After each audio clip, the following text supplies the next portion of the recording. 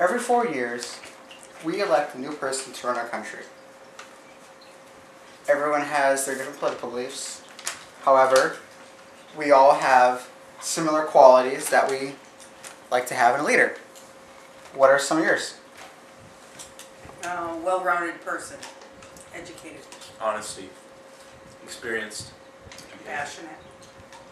Okay, honesty, experience, compassion. someone who can fix the economy. Yeah, okay. Someone who can fix the economy. That's seems to be the most relevant one at the moment. But imagine some guy sitting at his desk, big fat bank account, nice Rolls Royce in the parking lot, CEO of 2 major corporations. Would you consider him, based on the average wealthy businessman that we've all come to know, would you say that any of them are compassionate, honest people? Based on what you described, not usually. That's not usually what you associate it with. Well, yeah, it just really is. I mean, I don't ever remember seeing, some major rich entrepreneur standing next to me painting a house for a homeless person. You just don't see that. You could argue that they're just too busy, or you could just say they just don't feel like it because they have that Rolls Royce and they'd rather drive that.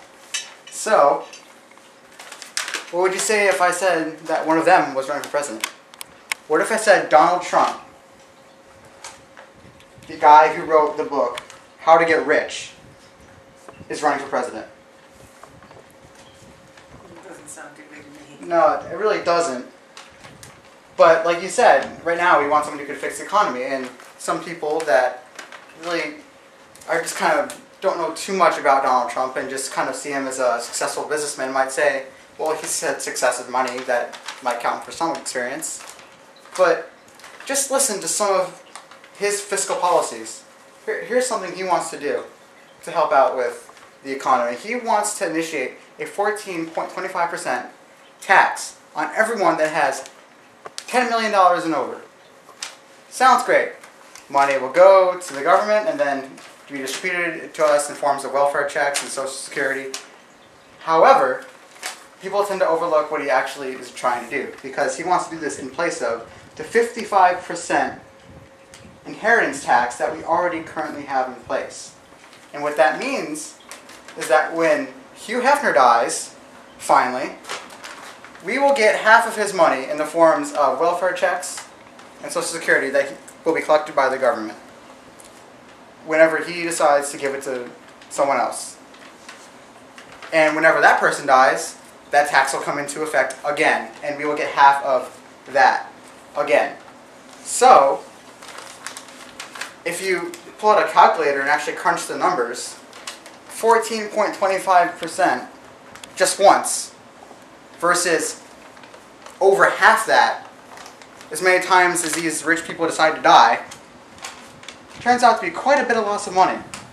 So I don't know where he planned to get the money to help us make tax cuts for the middle class and higher Social Security benefits. It doesn't sound like it'd be coming from his plan. So obviously we can't elect him for that. And then you have to go on to look at his political beliefs.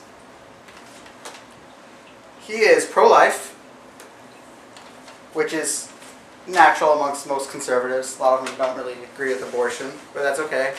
He's not going to lose votes there. He's against same-sex marriage.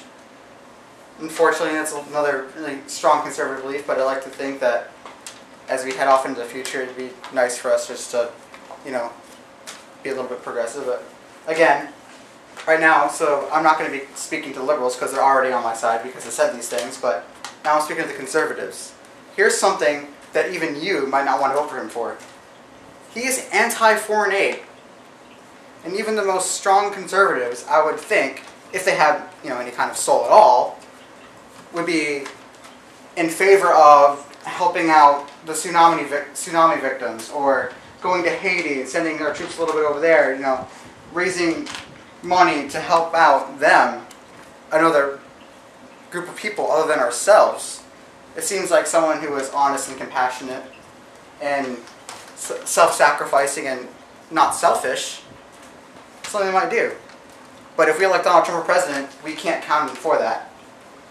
He's gonna get that. He's gonna go and sit on his big, comfy living room chair that probably does everything but cure cancer, and he's going to watch this on the news and flip the channel and watch something else, and that'll be as far as it crosses his mind.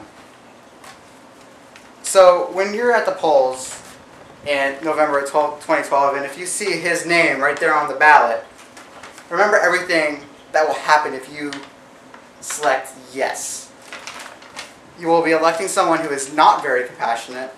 We have no evidence of him being truly self-sacrificing. But we do have a lot of evidence of him not being able to truly function as a president of the United States. Very